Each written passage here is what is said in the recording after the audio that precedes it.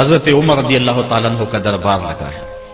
ایک شخص کو پکڑ کر لوگ لے آتے ہیں کہ شخص نے ہمارے باپ کو قتل کر دیا. حضرت عمر رضی اللہ تعالیٰ عنہ نے پوچھا کیا ماجرا ہے بھائی؟ اس نے کہا جی واقعی میں ان کے باپ کا قاتل ہوں، لیکن میں نے قصداً قتل نہیں کیا. ہوا یہ کہ میں ایک مسافر ہوں، جا رہا تھا، راستے کے اندر سبز چراگاہ تھی، میرا اونٹ بھوکا تھا، اس چراگاہ میں داخل ہو گیا. اس کے بوڑھے باپ نے پتھر اٹھایا اور میرے اونٹ کو مارا، اس کی آنکھ نکل گئی. مجھے بڑا غصہ آیا، میں نے وہی پتھر اٹھا کر اس کے باپ کو دے مارا، لیکن وہ ایسے ٹھکانے پہ لگا کہ اس کا باپ فوراً فوت ہو گیا. میرا قصد اور ارادہ نہیں تھا، لیکن بہرحال میں اس بات کا اقراری ہوں کہ میں نے اس کے باپ کو قتل کر دیا ہے. آپ جو حکم سنائیں میں اس کو قبول کروں گا، لیکن میں ایک مہلت مانگتا ہوں کہ میرے دوست، میرے بھائی کی کوئی رقم میرے ذمہ ہے، میرے پاس اس نے امانت رکھی ہوئی ہے اور وہ مجھے پتا ہے کہ میں نے کہاں چھپا کے رکھی ہوئی. اگر آپ فیصلہ کر دیتے اور میری گردن کاٹ دی جاتی ہے تو وہ امانت جو میں نے رکھی ہوئی ہے سنبھال کر کے میرے علاوہ کوئی جانتا بھی نہیں ہے تو وہ اس تک کون پہنچائے گا؟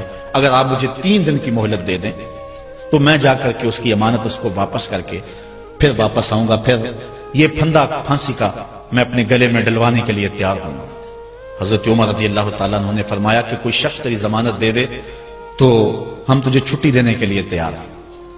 اس نے دائیں بائیں دیکھا، پورے مدینے میں اس کا کوئی شناسہ ہی نہیں تھا، واقف ہی نہیں تھا، ایک اجنبی شخص تھا. حضرت ابو ذر غفاری کھڑے ہو گئے، کہا حضرت عمر میں اس کی ضمانت دیتا ہوں. ضمانت دے دی گئی، وہ چلا گیا. تیسرے دن وعدے کا جو وقت تھا لوگ جمع ہو گئے، دربار لگ گئے. ابھی تک آنے والا نہیں آیا. لوگوں نے کہا ابو ذر تو نے غلطی کی ہے، ایک اجنبی کی ضمانت دی اور ابھی تک وہ نہیں آیا. اور میاں صاحب فرماتے ہیں ایک بار جو پھنگی اڑ جاندے ہو پھر کدی نہ پھنس دے. ظاہر ہے وہ چلا گیا، واپس تو نہیں پلٹ کے آئے گا، اسے پتا ہے کہ آگے سیدھی سیدھی میری موت ہے، تو تم نے یہ کیا غلطی کی؟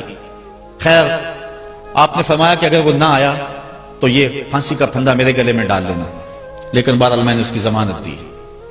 کچھ عرصہ بیتا کہ دور سے گرد و غبار اڑتا ہوا دکھائی دیا. جب صورت واضح ہوئی تو وہی شخص تھا.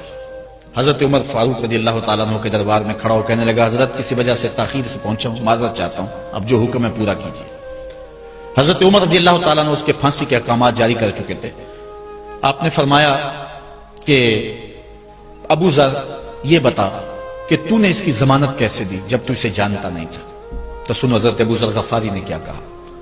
کہا ایک اجنبی میرے محمد کے مدینے میں پناہ مانگ رہا تھا اور اس نے چاروں سمت دیکھا اور کوئی شخص نہیں تھا جو اس کو امان دیتا اور اس کی ضمانت دیتا، تو میں نے اس لیے ضمانت دے دی کہ نہ بھی آیا تو اپنی جان چلی جائے گی. کل کو یہ تو نہیں کہے گا کہ محمد کے مدینے میں کسی نے ضمانت مانگی تھی، پورے شہر میں کوئی ضمانت دینے والا نہیں تھا. اس کو کہا کہ انہوں نے تو ضمانت دے دی، میاں اب تو بتا کہ تو چلا گیا تھا، تجھے جانتا کوئی نہیں تھا، نہ پلٹ کے آتا تو تجھے کوئی پوچھنے والا نہیں تھا، تو تو نے یہ دوبارہ موت کے منہ میں کیوں اپنا سر رکھا ہے؟ تو اس نے کہا کہ میں نے کہا کہ ایک اجنبی کی ضمانت ایسے شخص نے دی ہے جو مجھے جانتا بھی نہیں ہے، اور اگر میں نہ گیا تو لوگ قیامت تک اجنبیوں پر بھروسہ نہیں کریں گے کہ اجنبی یوں سلوک کیا کرتے ہیں. تو حضرت عمر رضی اللہ تعالیٰ عنہ اس کے پھانسی کے احکام جاری کیے. تو جن کے باپ کو قتل کیا تھا وہ بیٹے کھڑے ہو گئے، کہنے لگے تاریخ کی کالک ہم اپنے منہ پہ ملیں گے، ہم بھی اپنے باپ کے قاتل کو معاف کر دیتے ہیں. یہ ہماری تاریخ ہے، یہ ہماری کہانی ہے. لیکن آج ہم کس جگہ پہ کھڑے ہیں اور کیا ہماری صورتحال ہے؟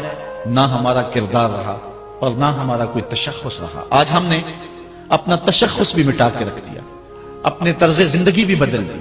نہ ہماری باطن کی وہ روشنی رہی، نہ ظاہری وہ صورتیں رہی کہ ہم پہچانے جائیں کہ حضور کے غلام ہیں، بلکہ آج بھانت بھانت کی بولیاں بول رہے ہیں. اقبال نے کیا کہا تھا؟ اپنی ملت پر قیاس اقوام مغرب سے نہ کر، خاص ہے ترکیب میں تجھے قوم رسول ہاشمی.